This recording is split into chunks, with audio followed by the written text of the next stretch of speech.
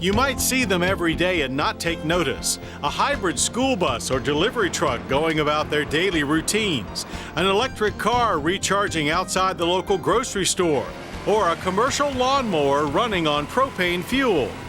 Alternative fuel and electric drive vehicles are becoming more commonplace in every facet of our lives. But the charging stations and fuel depots that support these vehicles, the technicians who repair them, or the first responders who might encounter them at the scene of an accident all likely owe a portion of their existence or expertise to ARRA funding.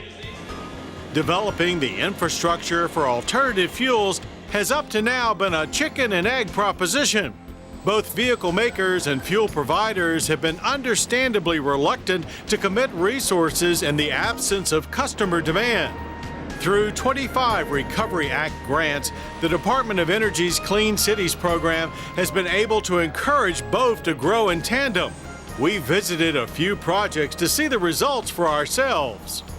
Parcel carrier UPS has purchased 48 liquid natural gas-powered big rigs, and with that guaranteed customer base, it made fiscal sense for Clean Energy to expand its LNG fueling network across the West. This new station is a vital link in UPS operations between California, Arizona, Nevada, and Utah. With it, these rigs can do a complete trip between Las Vegas and Ontario, California on one fill-up. LNG is the cleanest fuel available for diesel trucks. It's cleaner, it's cheaper, it's domestic. We're charging $2.79 a gallon when diesel in the area is running $4.50, $4.55 at this moment.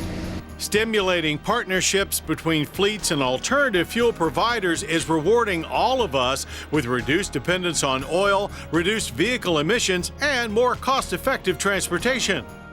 For the residents of Boise, Idaho, it has also meant a little extra sleep on trash pickup day. Republic Services used an ARRA grant to install a time-fill overnight CNG refueling system at its parking facility and to help them buy a new fleet of CNG-powered refuse haulers. Not only do they save money with lower fuel and maintenance costs, but the new rigs are 7 times quieter than the old diesels, meaning fewer noise complaints from the citizens they serve. What started here and was successful here in the Boise market has carried throughout our company from coast to coast. And we now have 14 new stations under construction and fleets coming online where we ordered over 500 natural gas trucks just this year alone. And in Connecticut, ARRA funding has prompted 2 taxi companies to join forces and make a clean switch to natural gas, and in the process granted new freedom of movement to thousands of wheelchair-bound residents. Metro Taxi of West Haven and Yellow Cab of Bloomfield are the first companies in the country to take delivery of the MV1. A purpose-built wheelchair-accessible taxi made in South Bend, Indiana's former Hummer factory by VPG Automotive. The 2 companies split an order of 140 MV1s and 70 Ford Transit Connects, all running CNG, and both have installed public access CNG fueling stations. These are just a few examples of public and private interests working together, and it's not just about CNG. Similar projects are underway in more than 36 states, helping to deploy more than 8,500 advanced technology vehicles and also build nearly 1,600 fueling stations for electric charging, propane, natural gas, E85 ethanol, and biodiesel. In fact, $300 million of DOE Clean Cities Recovery Act awards have stimulated private investment in nearly $1 billion worth of alternative fuel vehicles and infrastructure projects.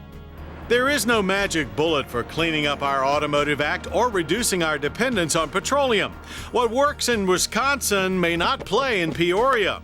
But by investing in local initiatives as well as national programs, the American Recovery and Reinvestment Act has succeeded in laying the groundwork for a clean driving future that all Americans can benefit from.